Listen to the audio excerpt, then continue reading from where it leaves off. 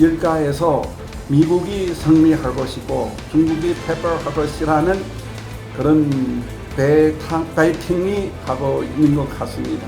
분명히 잘못된 판단입니다.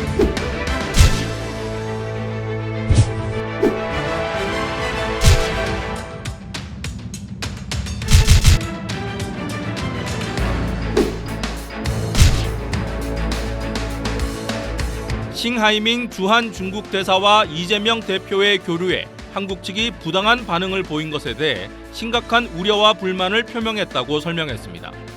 외교당국 간 맞초치에 이어 대통령실 고위 관계자도 나서 문제를 비공개로 풀어가고 협의하는 게 외교관의 직분인데 신 대사는 여기에서 어긋났다고 지적했습니다. 그러면서 중국이 숙고해보고 우리에게 적절한 조치를 취해줄 걸 기다리고 있는 상황이라고 말했습니다. 싱 대사가 한국 각계 인사들과 접촉, 교류하는 건 직무라는 기존 입장을 되풀이하며 싱 대사를 당장 소환하거나 교체할 의사는 없다는 뜻을 내비치며 우리 측 요구를 사실상 거부한 걸로 보입니다.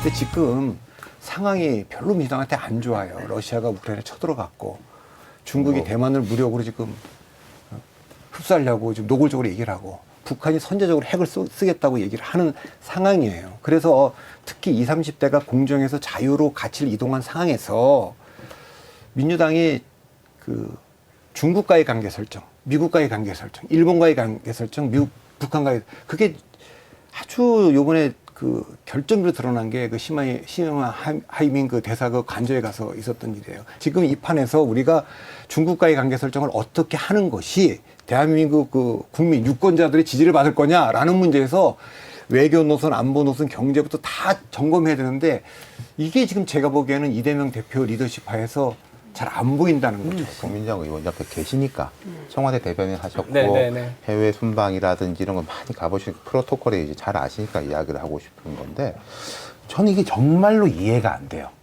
그날의 그 행사가 제가 만약에 이재명 대표 참모면은 뭐 만나지 말자 했겠지만 만난다고 하더라도 비공개로 만날 수 있죠. 오늘 만나기로 했다. 그리고 비공개로 끝난 다음에 이런 이야기 좋은 이야기 나눴고 이제 이재명 대표는 한중이 다시 이제 우호가 돼야 되고 경제 부분에 특히 강점을 둬서 이야기를 했다라고 하면은 뭐 아무 문제 없는데 들어가기 전에 저는 외국 대사하고 우리 주요 정치인이 이렇게 앉아서 모두 발언 발표하는 것도 처음 봤고 그걸 민주당 유튜브로 생중계를 했단 말이에요. 그럼 그 전에 협의가 됐을 거예요. 분명히 민주당하고 중국 대사가 이제 간단히 이건 제 추측인데 간단하게 한마디씩 합시다 정도로 됐을 것 같아요. 분명히 거기서 싱하이밍이라는 사람이 준비된 원고 꺼내서 15분 동안 이걸 읽는다는 걸 민주당이 알았으면 저는 안 받아들였을 거라고 생각해요. 그리고 그 이야기를 하는 동안 이재명 대표는 쭉 경청하고 있었고 2명의 한국 현역 의원이 비서실장하고 수석 대변인, 또 수석 대변인은 전 정부 장관 지낸 분입니다. 적고 있어. 그 양반이 15분 동안 이야기를 탁 이렇게 해가지고. 그래서 그거 보고 되게 당황스러웠어요. 민주당이 소수 정당이 아니고 얼마 전까지, 1년 전까지 국정을 운영한 당이란 말이에요. 제가 내용을 다 떠나가지고 이런 식의 형식적인 걸 보일 수 있느냐. 저는 지금이라도 이제 이재명 대표가 실무자에 대해서 좀 문책하는 모습을 보여줘야 된다고 생각하거든요. 여기에 대해 좀 설명 같은 게. 저도 그 얘기인데 그날인데 네. 보도가 나오기 전에 이거를 그 대사가 주요 정치인을 만날 수 있죠. 간접에 가서 밥도 먹을 수 있고 얘기할 수 있어요. 근데 프로토콜이 있기 때문에 야, 이거를 이렇게 공개적으로 한단 말이야? 저렇게 한단 말이야? 그리고 제가 딱 첫 번째로 들었던 느낌이 좀 지나친지 모르는 싱 대사가 그 전에 또 그런 게 있었기 때문에 저도 구한말에 위안 스카이가 생각이 났어요.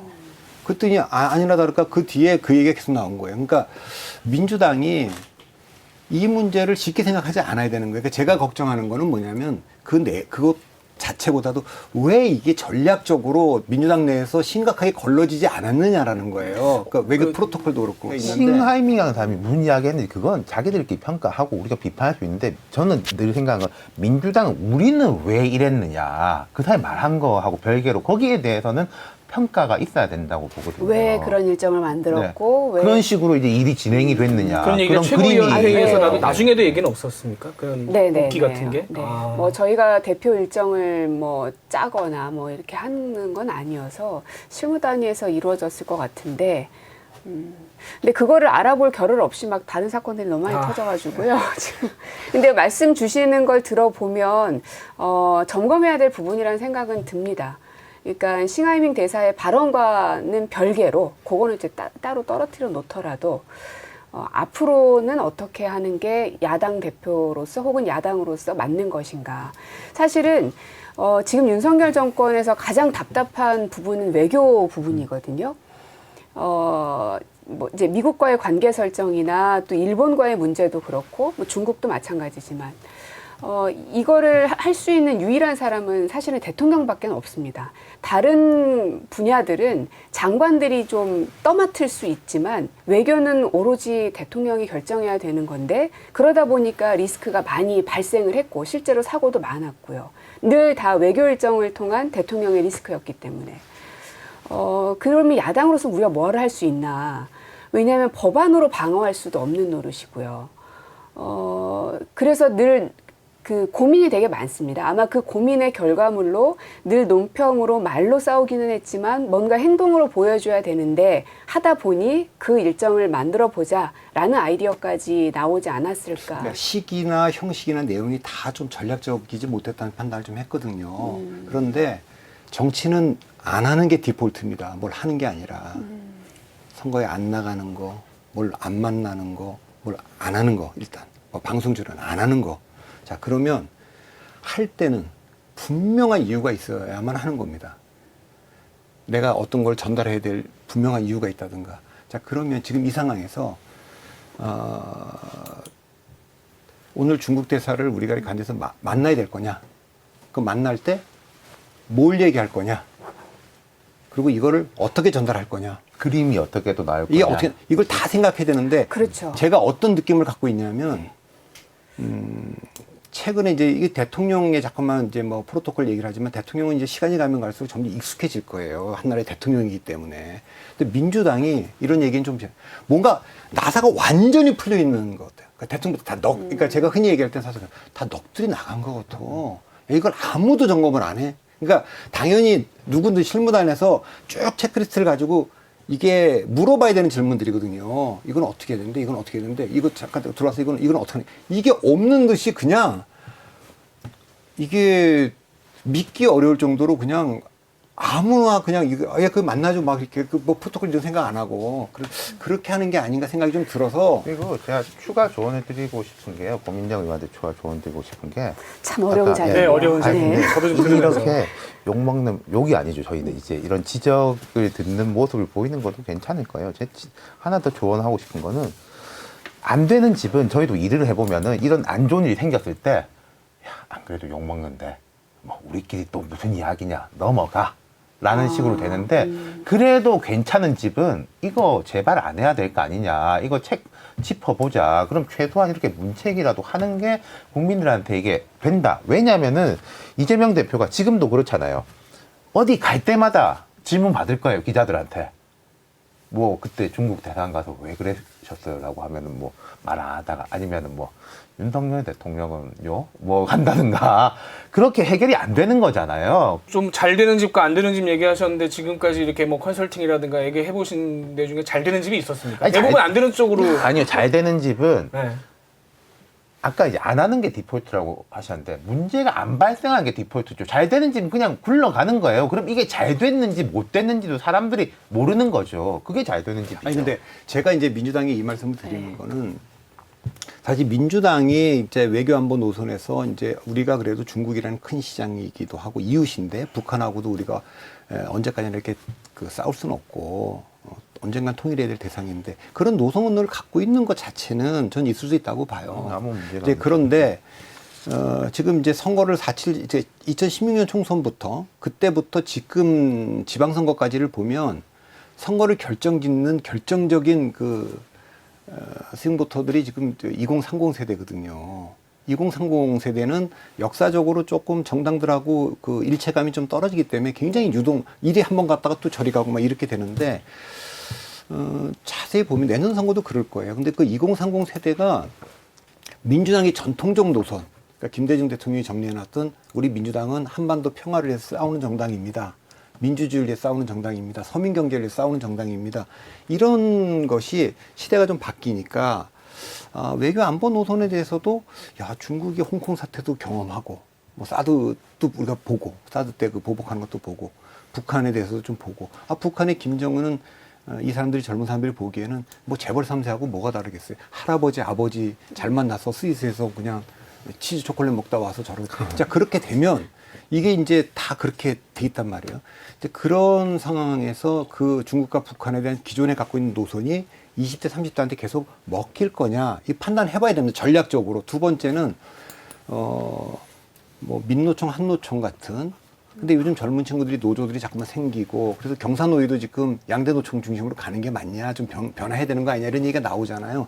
그 배경에는 전통적인 연공서열제보다는 좀 성과제로 좀 가자. 이런 변화도 젊은 층들에서는 있는 거예요. 왜 나이가 올라간다고 일도 안 하고 뭐 능력도 없는데 돈을 이렇게 많이 받아가냐?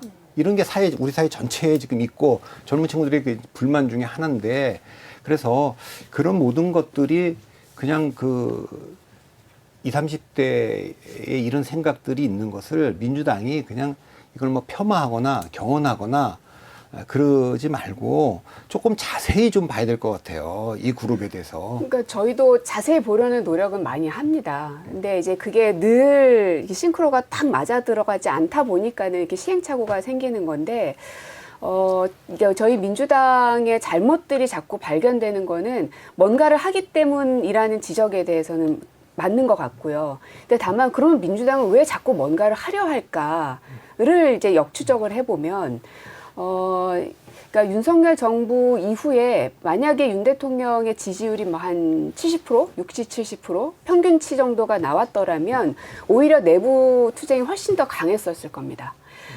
노조에 대해서 어떻게 할 것인가, 경제에 대해서 어떻게 할 건가, 북한에서는 어떻게 될 건가, 이런 정책 싸움이 아주 치열했을 것 같고요. 이게 비단 뭐 친명 대 반명으로 갈라지는 것 이상으로 훨씬 이렇게 분화됐을 것 같고. 근데 저희가 이제 그 정권을 뺏기고 윤석열 대통령이 들어오고 난 이후에 너무 많은 사건 사고들이 있었습니다. 뭐 이제 여러분 다 잘 알고 계시는 뭐 바이든 날리면부터 시작을 해서 여러 사고들이 대통령의 입을 통해서 발화됐던 것들. 그런데 이제 국민들은 그것을 그냥 대통령을 향해서만 왜 당신 그거밖에 못하냐에 그치지 않고 대통령이 못하는 부분을 야당이라도 보완해서 그거를 견제도 해주고 받쳐주기도 하고 그러라고 야당이 있는 거 아니냐라는 목소리가 너무 많은 겁니다. 게다가 국회 안에서는 저희가 제1당이고 압도적인 다수를 차지하고 있기 때문에 국가의 정책이 잘 안 됐을 때의 그 책임이 대통령과 정부 여당한테만 오롯이 가는 게 아니라 제1당을 차지하고 있는 민주당에게도 책임을 묻고 있는 국민들 앞에서 아무것도 안 할 수가 없었던 것이죠. 그래서 자꾸 무언가를 하려고 하다 보니까 이제 이러한 사고들이 이제 생기는 것이고. 그래서 저는 물론 점검하고 그것을 보완하는 방안들을 마련하는 거는 당연히 해야 될 일이지만 그렇다고 해서 우리가 가지고 있는 이 170석에 가까운 이 거대 야당의 의무들을 저버려서는 안 된다고 생각을 하고, 다만 말씀 주신 것처럼 하더라도 어떻게 더 잘할까를 연구해야 된다고 생각을 합니다. 제가 이제 걱정하는 거는 그런 거거든요. 그러니까 국민, 뭐 유권자라고 얘기해도 좋고 국민이라고 얘기해도 좋아요. 정치인이나 정당을 선택할 때는, 찍을 때는 선거 세 가지 중에 하나예요. 좋아해서 찍거나, 필요해서 찍거나, 상대가 싫어서 찍거나 합니다. 근데 이 세 가지 중에 가장 강력한 에너지는 물론 세 번째죠. 우리는 주로 투표장에 반대하러 가는 거고 누구 떨어뜨리러 가는 거니까. 근데 이제 민주당이 네. 최근에 와서 지나치게, 뭐 국민의힘도 그건 그렇습니다만 민주당이 상대가 실어서 찍는 거 지난 대통령 선거 대표적으로 그렇습니다만 거기에만 너무 의존하는 거 아니냐. 과거에는 뭐 김대중 대통령 때도 그렇고 노무현 대통령도 그렇고 팬덤들이 그냥 아주 그 좋은 팬덤들이 많았어요. 그러니까 지금은 그땐 찍고 싶은 정당이었어요, 민주당이. 난 민주당 지지야. 그 지도자들 나 그 사람 좋아해. 그러면 네, 자랑스러운 거죠. 지금은 지지자들에게 다 그런 건 아닌데 좀 부끄럽게 만들고 찍고 싶은 정당이 아니라 마지못해 찍어준다. 그런 정당이 됐다는 게 첫째고 제가 걱정하는 건 두 번째입니다. 그러니까 좋아해서라는 것도 점점 줄어들고 있고 절대량이 필요해서라고 하는 이거는 이제 국정 운영에 대한 거거든요. 그러니까 내가 썩 좋아는 안 하는데 저 친구들이 능력은 있어. 그건 잘해. 뭐 이런 얘기를 좀 들어야 되잖아요. 네. 근데 이게 자꾸만 줄어들고 있는 거예요. 그래서 이게 왜 줄어들었냐. 문재인 정부 때 그럼 우리가 했던 모든 외교 정책, 안보 정책을 저는 다 이게 문재인 대통령이 한 건데 폄하할 수 없다. 이렇게 얘기할 게 아니고 다 테이블에 올려서 봐야 된다는 거예요. 그게 잘 안 된 거는 어떤 그 개인의 능력도 있지만 국제 정치 환경이 변해서 그런 것도 있고 국민들의 뭐 시선이 달라진 것도 있고 여러 가지가 있을 수 있으니까 그걸 다 올려놓고 한번 좀 보면 좋겠다는. 그래서 상대적으로 너무 상대가 싫어서 찍는 거에만 의지하지 말고 좋아해서 찍거나 필요해서 찍는 걸 좀 늘려야 되는데 이게 자꾸 줄어들고 있는 거예요. 두 분 말씀을 좀 약간 종합을 해보면, 그러니까 어쨌든 2030 세대를 잡아야 내년 총선에도 미래가 있는 것이고, 근데 민주당이 지금 그런 모습이 좀 보이지 않고, 고민정은 말씀은 얘기가 나와도 한 이틀 정도 늦어서 이렇게 나오기 때문에 신선한 느낌도 사실 살지 않고, 뭐 그런 상황이라면 고민정 의원이 지도부에 계시기 때문에 안에서도 조금 더 세게 얘기할 필요도 있고 밖에서도 좀 더 세게 얘기할 필요가 있고, 약간 그 스윙 보터가 된 2030의 뭐 입맛에 맞는다고 하면 조금 너무 전략적이지만 하여튼 시각을 좀 해서 할 수 있는 역할을 해줄 수 있는 것 아니냐. 네. 그 얘기를 지금 종합적으로 하신 것 같아요.